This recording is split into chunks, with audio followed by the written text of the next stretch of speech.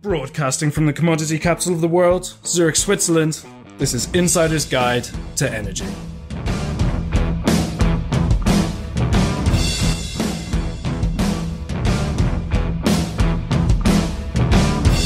This edition to Insider's Guide to Energy is brought to you by Fidectis.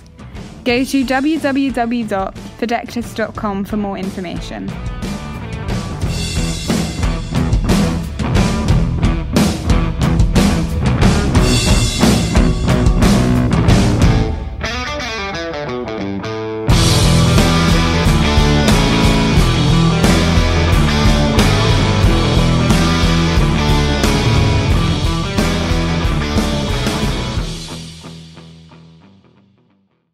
Welcome to Insider's Guide to Energy. I'm your host, Chris Sass, and with me, as always, is co-host Johan Oberg. Johan, how's it going this week? It's another great week, Chris, as always. And by the way, welcome back from London. Last time we spoke, you were in London having a good time. Yes, I was having a good time. I got to see my customers face to face, and I can't tell you how many of them said they're so happy to actually see someone come into their office and talk to them as opposed to be doing it as we're doing this interview right now on a screen. So it's been pretty productive, and it's been interesting getting in and out of London with all the energy woes that some of the traders have been having, particularly in the UK, I've noticed. No, it's true. We have the same thing. We just ended up an event in Prague this week, which is on trading. Physical events are taking off a little bit. We're back on track. Good news from Germany. I think it was just recently they came out and said that I wouldn't say it's over, but at least it's now controllable. So as you know, Sweden was quite quickly to go back to saying that now we're back to normal, if they ever were in some kind of COVID lockdown. But it's hope, I think. It's good, and it also looks at business. We're seeing more and more activities. We're seeing more and more lead generation, more marketing activities piling up. So more work for us, but looking forward to that. Yeah, I haven't seen so much recently of COVID impacting the business as much as traders and gas prices and energy prices. I think that's been more of a distraction from my customer base because I'm more on the trading side of the business. And the risk exposure that folks are at right now. So it depends what kind of bets their traders made and where they are and what kind of liquidity they have. But I think that's been more of what's keeping people up at night these last couple of weeks than COVID. I mean, I think they've come to reality of what COVID is. I think there's a new reality. The UK, unfortunately, was trending the wrong way. And when I was there, the news was all talking about potentially new measures coming back to the UK. Mm-hmm. So whereas the rest of things have opened up, and the trade show I went to in London about 3 weeks ago, and we did a live show from there, I don't know that in 3 or 4 weeks that you'll still be able to do all that. There's some question of that happening, but really not the subject of Insider's Guide to Energy. So what I'd rather talk about is hydrogen, perhaps. I think that might be cool. I heard something about it. Someone whispered in my ear that this is something to talk about. No, jokes aside, I think the hydrogen is, of course, is a massive topic. We've had a couple. I think we touched on it a few times in the show. We mentioned it here and there, but maybe not really as a key topic. And for me, it's also very, very interesting to see how that attaches into other industries. As you know, from the commercial side and the ecosystems of all this, how energy also affects parts of outside of our industry. And of course, with hydrogen, especially then focus on automotives. But you know what? As always, we can sit here and talk forever, but that's not the show either. So what I would like to do then is welcome our guest on the show today. It's Nicolas Crettenand, and do apologize for my French pronunciation. I hope that was pretty all right. He's head of operations for a company called Hydrospider, who's focusing on hydrogen, of course, but also some really, really interesting collaborations in the automotive industry. Welcome to the show, Nicolas. Thank you, Johan. Thank you, Chris. Good to have you on. Obviously, we had a bit of a pre-chat in the conversation. We did some research on you, as we do for all of our guests. But for the guests that are listening to the show today, maybe a little bit of background. Who are you, and who is Hydrospider? So I'll start with Hydrospider. This is a joint venture between a Swiss utility Alpiq, a hydrogen pioneer called H2 Energy, and the Linde Group. They pulled together to create a business that produces green hydrogen. We then get back on the different types of hydrogen. So we do green hydrogen, we produce it, we trade it, and we bring it to fuel stations that are equipped with hydrogen pumps, so that today 46 hydrogen lorries are driving around in Switzerland in a partnership with Hyundai. So, and Hydrospider was created 2 years ago. I joined a year ago. We had the first lorries on the 7th of October last year on the road. We had the first fuel station. By the end of this year, we will be at 10 different fuel stations across Switzerland. So we're just at the beginning of a journey. And we can then talk more about the ecosystem. Why is that possible in Switzerland? And I joined. Yeah, go on, please. I joined a year ago for the operations, to also help on the whole system design, scale up, setting up the supply chain, and also new hydrogen production sites in the Swiss French-speaking part. My background is civil engineer. I worked now over 15 years mainly in the energy sector in Switzerland and a lot in Africa, mostly on renewable energy, hydropower, other renewable energies, productive green mini-grids to bring power to communities and create jobs. That was in Africa. I also did a PhD on the question of decentralized energy storage and how do you have to shape policy and regulation to develop it. Really interesting, and it's always interesting to hear people with the right background and a slightly different background to my own. So I have a lot to learn. But maybe for me, and I think for some of our guests, if we go back just take one step back, and you mentioned the green hydrogen. Before we go in and talk about the ecosystem, how do we deploy it to the industries, etc.? Can you just give us a snapshot of what is the green hydrogen? So what makes hydrogen green is the way you produce it, so that the energy you use to produce it is from renewable energy sources. So hydrogen is an energy vector. It's not an energy source. You have to produce it. Now, today, 96% of hydrogen is produced emitting emissions, CO2 emissions. It comes from natural gas, from coal, it comes from fossil fuel, where you get through different process, you get the hydrogen. It's used mainly in the industry and in the agribusiness also for fertilizers. Now, if we want to decarbonize our society, then firstly, we have to decarbonize the use of hydrogen today, but we have also to look at where hydrogen, if it's decarbonized and green, can also be a substitute to fossil fuels today. And that brings us to the mobility. And we started to produce green hydrogen in Switzerland using a hydropower plant of Alpiq. So we take the electricity directly from the generator in the power plant. It doesn't go in the grid, it goes directly to us. It is green electricity. And then we use water and we split the water into hydrogen and oxygen. And that's the green hydrogen produced because the energy source to create it, it comes from renewable energy sources. In that case, it's hydropower. And how do you track that? Is there any way of tracking the green element throughout the whole supply chain? Is it going to a blockchain that this was created? Or what do you do to say this is different than other hydrogen that someone could buy? Because we physically can come and see our installation and it's connected to a hydropower plant and we'll take the electricity not from the grid, but really from the power plant. So we can track it up back. We don't have blockchain or things like that. It's just. But did you say you trade as well, your company? I think you said in your introduction that you also trade hydrogen. Yeah, so we buy it from other people producing green hydrogen. Okay. But at that point, it's still at the point where it's word of mouth and validation rather than some tracking in the trading systems. So there's different ways. Either it is an installation where, like in our case with the Alpiq hydropower plant, it's the so-called own consumption of the power plant. So it doesn't go into the grid, but it is, you can account for at the power plant that this production went into the hydrogen production. So that's one way. The second way is that you are linked to the power grid, and therefore you will buy green electricity certificates for the amount of electricity you consume to produce the hydrogen, which also makes it green. And lastly, we're also on a project where we'll use wood, so biomass, and that's another process to produce hydrogen called pyrolysis. And therefore, you will use wood and transform wood in biocharcoal and hydrogen. So on there, you don't need certificates neither, because it is the real wood that you transform into hydrogen, and you can track it back there.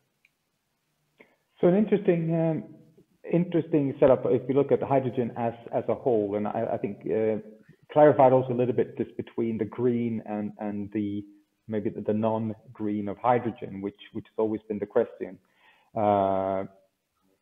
So now we have it, and then Hydrospider came around. How did that start? How did you choose the first kind of deployment areas of the green hydrogen? So you have produced it. So now what? So we have to go a few years back, where H2 Energy, a shareholder of Hydrospider, the pioneer in Switzerland, convinced that hydrogen, green hydrogen, has a key role to play in the energy transition. They started a pilot of producing green hydrogen with a small hydropower plant and for one fuel station that had a hydrogen refueling station in Switzerland, the first one. And there were just 2 lorries driving around. So it was kind of the proof of concept, it works, but then you come to the problem of the chicken and egg. So either we start to produce green hydrogen, but we don't have the off-taker, or you bring the demand, but they will not deploy, for example, trucks if they're not sure to have the fuel for their trucks. So it was the chicken and egg problem. And H2 Energy managed to solve it by firstly going to different lorry producer. And in the end, it was Hyundai who committed for, now we're talking about 1,600 hydrogen trucks coming by end of 25. They committed to come with an amount of trucks to Switzerland. And then on the other side, H2 Energy approached electricity utilities in Switzerland to say, look, the demand is coming. Who is going to help us to produce the green hydrogen? And then that's when Alpiq got on board.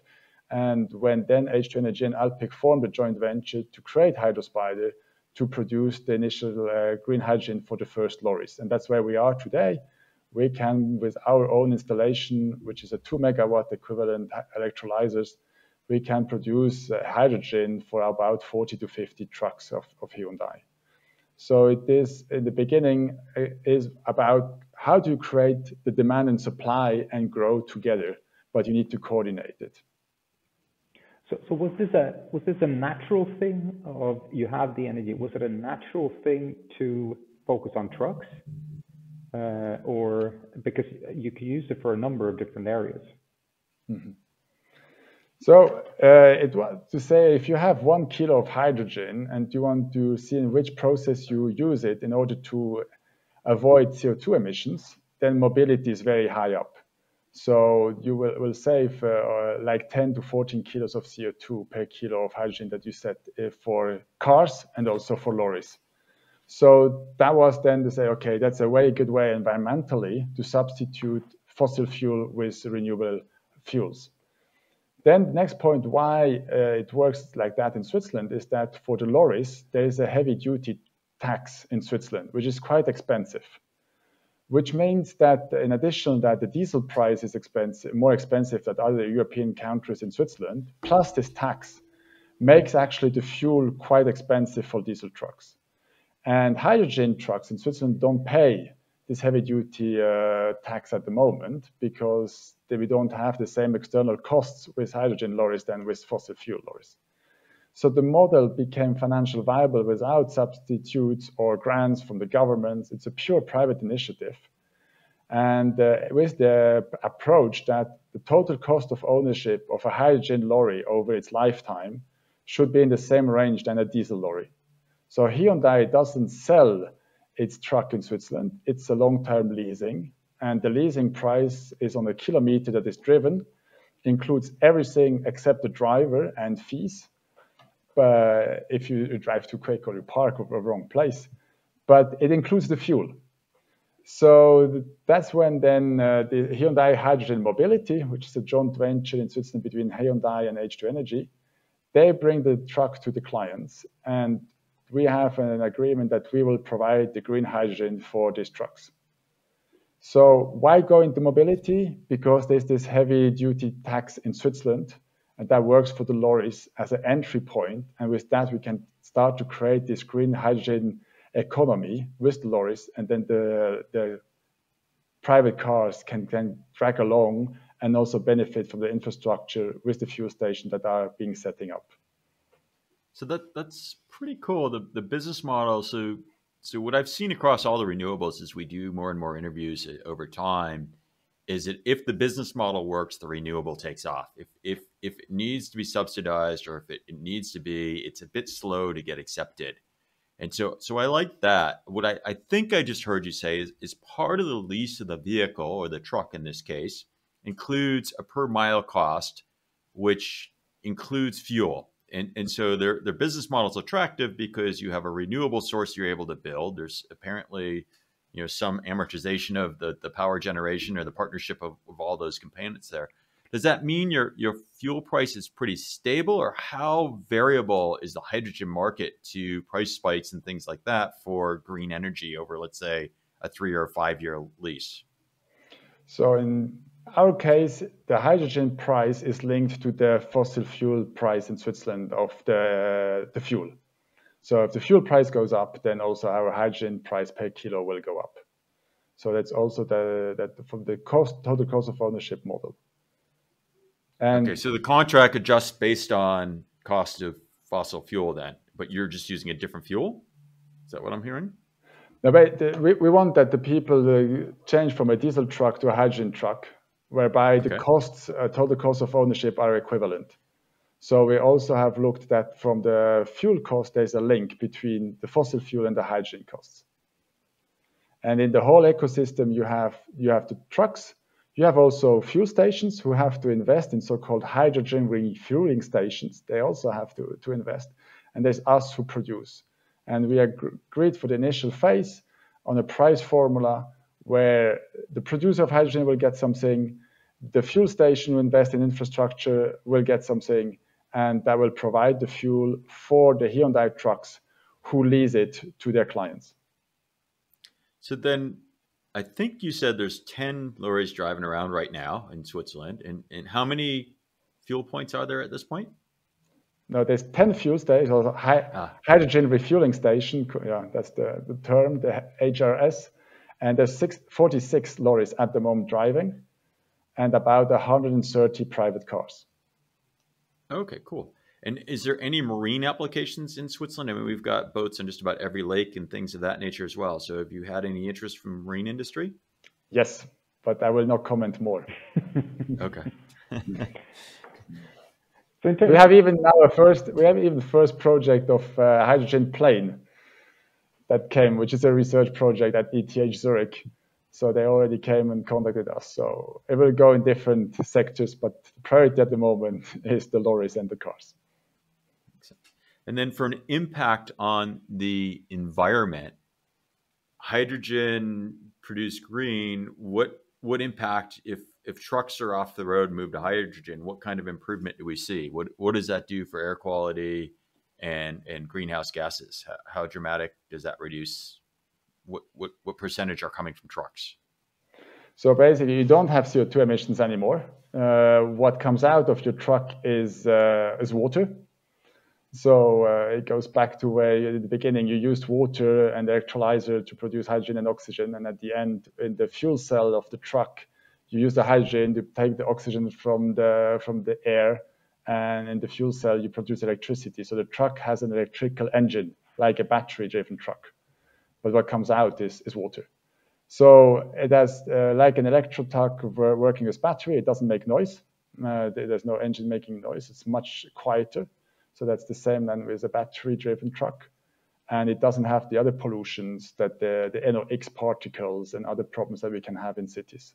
So unless the footprint that you have to produce the truck and produce the infrastructure that produces green hydrogen, once it's working, you don't have other kind of environmental footprint, just some usage of the roads. So that makes sense. That's cool. So there's definitely an impact there. Now, in this project, as you've kicked off, you mentioned that you partnered with an energy producer, Alpic, I think is what you'd said, and that they had a hydro dam. Now, was that dam providing power to the grid before this project, or was it built specifically for this project? No, it's still providing the grid. We don't take the whole production, we take some of it. So it exists for a while, this dam. And as you look to scale up, do you look to scale up through other hydrogen? And you talked about 2 or 3 different ways. How does this scale up so that all the trucks across Europe use this kind of system? Is it just creating new hydro plants? Is it creating new wood burning plants? What are you doing to scale this so that it goes massive? So the first step, we will have to talk about Switzerland, because outside of Europe, it will be subsidized because you don't have this tax on the heavy duty trucks. So it's not the same formula. But how we want to scale up in Switzerland is by, we are talking at the moment with about 10 other projects. Some will be Hydrospider projects, some will be third parties from whom we will buy the hydrogen from.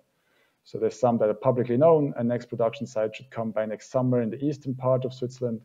And then it will be all across Switzerland, because we want the production not too far from the refueling station to limit the transport of the hydrogen, which is a topic we haven't touched on it at the moment, which is also going to be an issue. So at the moment, we will use existing power plants, mainly base load, so that we have enough hours that we can produce hydrogen. So we're talking about hydropower run-of-river plants. We're talking about waste treatment plants that have a certain base load over the year. We're not talking at the moment of new power plants in Switzerland, specifically from hydrogen. What may come is if we really build up massive PV, then the PV production that can't be absorbed by the grid and by the consuming during the summer could also be a source of green hydrogen. And then if you want to stay on zero emission or very low emission hydrogen, then one day also comes then the question of, and then not for Switzerland, but more globally, then also of nuclear power, which is called pink hydrogen, not green, it's pink. But it would be also without CO2 emission in that sense, or very low when it's built. And that would be also base load, which is another topic maybe to explore if you really want to go into, if the aim is to reduce CO2 emissions, that would be also a way. But for us as Hydrospider and Switzerland, we talk only about green. No nuclear power to produce hydrogen. It's just green from renewable energy sources. There's so many parts of this that I like. We had on the show a number of innovative things. And when you start combining innovation, only recently we read that Switzerland was named the most innovative country in the world, which I think all of us on this call like, because this is where we're located. But what I really find interesting is that you have the renewable, which is key to everything. I think we can all agree on that. Then you have the business models, which I think is also fascinating, something that I'm always trying to follow, that we're not just doing the same thing as we have done before, but we're actually changing business models. But then we also have the third leg, which I'm equally as much interested in, and that is the ecosystem around it. Building this requires an ecosystem. You require your truck, you manufacture your OEMs, you require your energy, you require the gas station or the former gas stations. There's a number of companies around this. But that also requires everyone to buy into it. So as you mentioned now, that there's a trial, I think that's fine. You have one brand from the OEMs. How are other truck manufacturers, OEMs, looking at this? We have some big ones in Europe. Is there any trends around this for them, or is this still a little bit more specific for Switzerland as an early out test? So Hyundai has, in my opinion, a few years advance on other OEM on the hydrogen truck. Now, obviously, others will follow. We had also competitor of Hyundai already contacted us and said, if we come in a few years, will you have hydrogen for us as well, or just for Hyundai? So obviously, one day there will be a hydrogen market. There will be different type of lorries driving around. All of that will come. The specific thing that it worked, what you mentioned about the ecosystem, is really what H2 Energy managed to do in the beginning to get the buy-in of loads of people to create this ecosystem. So there is only one type of lorry of Hyundai today driving around. So they had to find a compromise between the future clients of Hyundai of what type of truck they wanted for what type of use. So it's a compromise where everyone can live with it, but not optimized. Right? And you have real competitors, like if you know, in Switzerland, there's two big supermarket chain, Coop and Migros. I mean, there are few competitors, but they came together for this project to decide on which type of lorry. And also to deploy the hydrogen refueling station. You have competitors in the same association that was created in Switzerland to promote H2 mobility, so that they coordinate between themselves, that not in the same village or the same town, you have two hydrogen refueling stations in the same road, and you don't have another 100 kilometers. So there's also coordination, and that's all private sector. There's no government involved. And that was to get the buy-in of the people who have a petrol station, of lorries, transport firms, to say, we have to decarbonize this part of the economy. You will have to move from diesel away. Let's come together. Let's start to create a market where every one of us will benefit. And that was the visionary part of H2 Energy. Which I found really, really interesting, because this is something that usually is a stumble block. You have a pilot case with a restricted number of partners, and scaling this to what we probably need to do requires collaboration. And I think that was, it's really interesting, because this is usually what we've seen stumble blocks on before. Yeah. But that leads me to another question, because who leads this innovation? We're talking about major, sometimes conservative industries. If we look at the automotive industry, if we also look at the energy industry, someone needs to make the decision that this is the road ahead. I always come back to the question, we have an American company called Tesla, who says that we don't need hydrogen, we need fuel cell batteries, and then we have this one. Is that a conflict, or is the market big enough here that we can continue driving it? Because I think we all want CO2-free trucks. So we definitely say it needs both. It's not the one against the other. It's for which application do you need which type? Yeah. So we in our opinion, like from below 200 kilometers a day, a lorry can be with a battery and electro engine. But if you get to more than kilometers, then your battery becomes significantly heavy on your truck. You have the question of recharging times, because the hydrogen lorries, they recharge like a diesel truck, 10 minutes, and you can drive again 400, 500 kilometers, which won't be the case with battery-driven cars. So we say for both type of lorries and cars will be required. It depends on your application. Then maybe just a little comment on the batteries, because there we still have also to really have a sustainable model on recycling all these batteries. And we also have to have enough material and components, not just lithium or other types of batteries. That's not the same with the hydrogen. There's less of a battle of rare earths or rare material. Even so, we have to say that in a hydrogen truck, you still have a small battery. Like in a fossil fuel car, you still need a battery, just it's much more smaller than if you have a solely battery-driven lorry. So in summary, it depends what type of application. We think we need both. And it's not a competition, it's a collaboration also between the hydrogen and the battery in the mobility sector. So help my ignorance here understand the hydrogen battery. You talked a little bit about the effort of moving hydrogen from where it's produced to where it's consumed. Help me understand how big, how heavy, how you get it into the battery. Help me understand a little bit of that side of the equation, if you would. So we have the solely battery lorries. And for us, hydrogen is not the hydrogen battery, it's the hydrogen car and lorries that need a small battery also to run. Okay. Which is more like for a fossil fuel car or diesel car, you also have a small battery in your car, and it's the same with your hydrogen lorry or hydrogen car. Okay, so then explain how the hydrogen, so you produce hydrogen, it's green. Yeah. Is it moved as a gas? Is it moved as a liquid? How is it moving around? What is this service station going to have to connect to my vehicle? And what do I get in result? So in Switzerland at the moment, we are on gas form of the hydrogen, not liquid hydrogen. There's various reasons for that. So for us at the moment, we produce hydrogen and then we compress it into containers, 20 feet containers. And that's a high pressure, 350 bars, because hydrogen is a very tiny element. It's the first element And so, you need to compress this if you don't want huge reservoir to drive them around.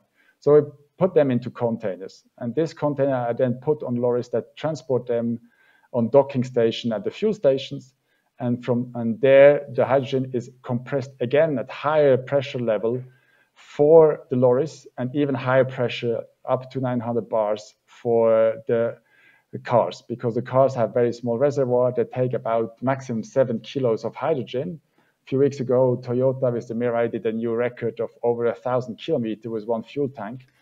Then you will see that basically on cost of fuel per in a hydrogen car and a fuel or diesel car, on the fuel costs, you'll be competitive in the distance.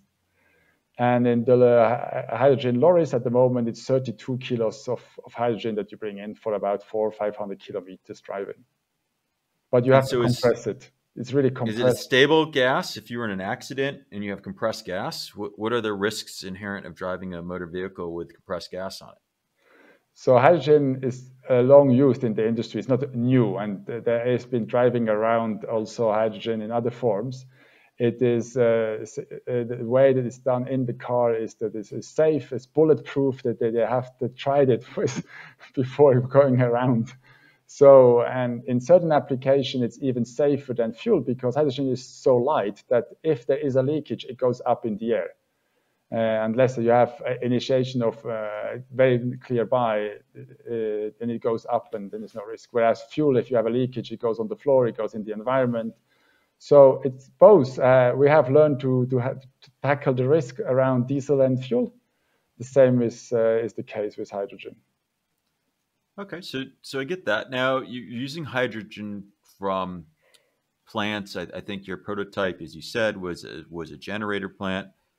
Are you also involved with wind farms and solar? I mean, it would seem that this is a good thing to do, that once the sun's out or the wind is blowing, you'd make power. When it's not so much, it would store the power. It would seem that that's a good use. Is that in your plans? Correct. That's why I mentioned before, if we have a massive PV rollout in Switzerland, we'll use that to produce also hydrogen. In Switzerland at the moment, it doesn't look like we will have a massive rollout of wind parks because there's so much opposition of the people to have even a few windmills. So we are lacking behind on that one. So if we go outside of Switzerland, and H2 Energy, our partner and shareholder, they have projects in Europe where the hydrogen production is linked to wind farms. And is water, I mean, Switzerland, we have lots of water. It's one of the unique places that you can live where water, you know, in Zurich, we have fountains pretty much in every corner and they're running all summer long, which as an American is very foreign because we really valued our water and it was a scarce thing, and here it seems to be plentiful. So is water challenging in other parts of Europe, or is that always okay? I don't know. Can't answer because we at Hydrospider at the moment we focus on Switzerland. I would say as long as there's no water scarcity, then it's not a problem. Then you have the water, and you start with water, you end with water. So we're not polluting water. So and is there different quality? I have the last question on water. So is there different water that works as like all water equal when for the power you get out of it, or is there a big difference between water? So and I'm sorry, I'm totally ignorant here. So if you can smile and laugh as I ask questions, I just kind of wonder, you know, if one reserve is the same as another when it comes to water. So we take water from the normal kind of Swiss pipe water, but we have then to demineralize it. So we have to take out of the water every element that is not H2O. Because then in the electrolyzers, they don't like other elements than H2O, because that's what we need. So so as long as you can guarantee a completely pure water, and we have in our plant in Gösgen, we have to demineralize first the water before we can use it, and that would be the same case everywhere. But there's also a project that I heard where you take seawater and you have to take the salt out and other minerals, and then you could also then use it to produce hydrogen. Understood. Is that, I continue on Chris' question before I jump on to another one, because it's quite interesting. Is that a big process? Because water seems to be around the world, you know, how majority of the earth is on water. And is there a big process to make sure that you clean or take out the minerals, take out the salt or whatever needs to be done? It's mature technology. We have to do it in other industries for a while. So that's not the innovative part. No. And I guess this is coming back a little bit to what we've had on the show before, where where really we put innovation on existing technologies in many ways, which makes it take off a little bit more than to kind of start from the beginning and create something brand new. So I think this is, I like the idea of utilizing existing infrastructure, existing industries, existing parts, but adding that innovation to it to create something new. And talking about new then, you mentioned a little bit, I know Hydrospider is focusing on Switzerland, we're focusing on the specific, on the trucks, but with your expertise in renewable energy, you mentioned your backgrounds and hydrogen in general, especially then green hydrogen, where do we see the big opportunities outside of what we maybe said here in terms of transport and heavy transport? Mm-hmm. Maybe before answering that, just quickly go back on the innovation part also technically. The innovation part today on the green hydrogen is the way we produce this with the technology, like the proton exchange membrane is what the technology we use. And there we still have to scale it up. So we have 2 megawatts. The challenge is to go to a 10, 100, a gigawatt. So there we still have technological innovation, like with the wind farms and the PV when cost came down. So we'll see that probably as well on the electrolyzers, the cost with scale will go down. So there is still technical innovation there. The second part where we have technical innovation is the compression of hydrogen. So usually it was 200 bar. Most of the gas industry today, we are at 350 bars already today. We want to go at 450 bars for the transport. At the car storage is 700 bars where you have your hydrogen. So we're playing with other levels of pressure where also there's new technology to where you compress the hydrogen. So we still need technical innovation and not just also business case innovation and cooperative innovation where people come together. So just to close on the innovation part. And do your partners need to innovate as well? So like, a diesel engine, we understand it's been around forever. We understand the life expectancy of, what you'd expect from a diesel engine, right? So when they're engineering the electric motor which, there's plenty of electric trucks out, they've been around for a long time as well, with hydrogen power, is your partner having to innovate that as well to get the kind of performance as well? So are you working closely with multiple vendors then to figure that out? So we work on the part where we produce the hydrogen, and the OEMs like Hyundai, they will work on the way to consume hydrogen to produce power, which is the fuel cell. And there as well, we'll have still technical innovation and also the whole scale up to bring costs down, which is the same issue like with with batteries for cars. It's a question of scale and innovation and bringing the cost down. So other than marine and potentially aviation, you mentioned ETH, where do you see hydrogen changing the game going forward? So it is the primary, to me, it's always been about bunker fuels. I think that's a nasty fuel that if we can get rid of and use hydrogen, perhaps that's a way. I think there's people trying to use liquid gas in the interim, but I see hydrogen as a very interesting play there. Is it reducing emissions from EVs? Is that the most important thing you think that your contribution would be with hydrogen? No, mobility is a key part because it's difficult to substitute with other energy sources unless you start to use, you move like from the road to the train and you kind of change the modal way to transport. So mobility will be a key part. But as said in the beginning, a lot of hydrogen today is used in the industry, in the agribusiness for fertilizer. So there as well, there's a lot of potential to avoid CO2 emissions. So does that mean I won't smell the fields from my neighbors? I live out in the country here in Switzerland, and several times through the summer, whenever we're trading crops, they go and they fertilize, and I get the sweet smell of a farm. Does that mean that's going to go away? No, you will still have the same smell, but it will have to be produced with green hydrogen. If you could solve the other problem, I'd be appreciative. Because you produce ammoniac, and so that age as an element, but it's a different molecule. And then where it has a big potential, one of the key challenges with hydrogen will be the transport of it. So we talked about we use container at the moment because it's like not massive amounts of hydrogen, and it's a kind of distance that we can handle. But at one point, we'll have the question of pipelines. And so one way is to put the green hydrogen in the natural gas pipeline and start to substitute 5, 10, 20%.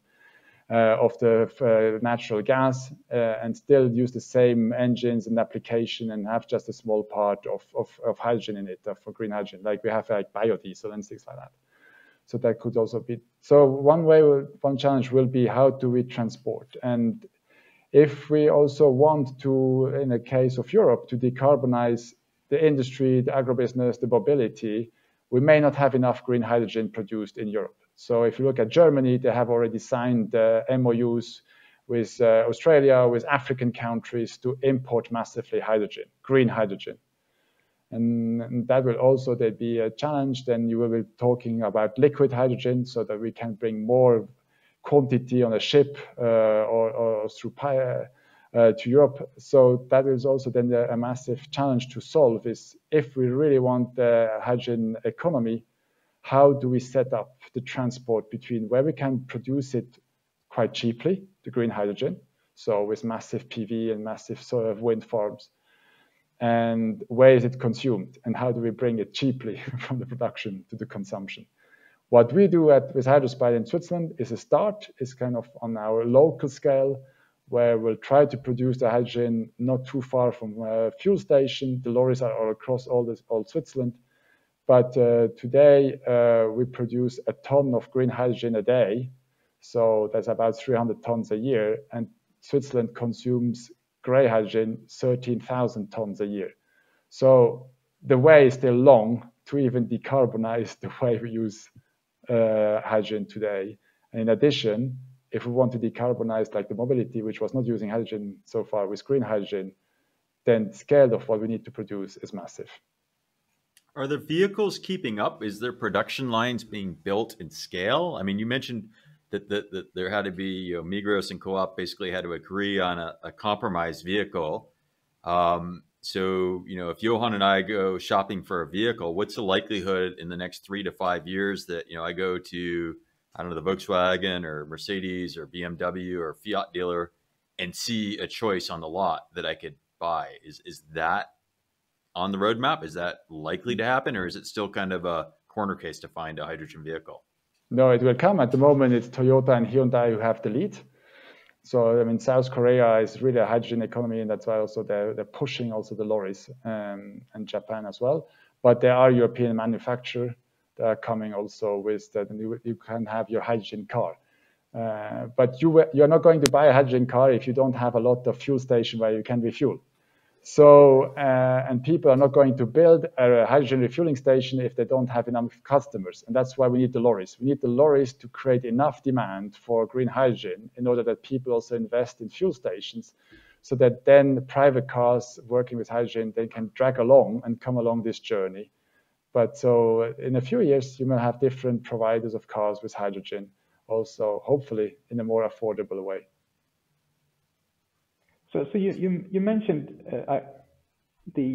just replacing the existing hydrogen in Europe or in Switzerland today is a big project. To replace the gray hydrogen with green hydrogen. Yeah. So where is that deployed? Who is the main users of gray hydrogen? Is that still the automotive industry, or are there other areas? There are many other areas in the industry, refineries, and also the agribusiness. So there's a lot of sectors.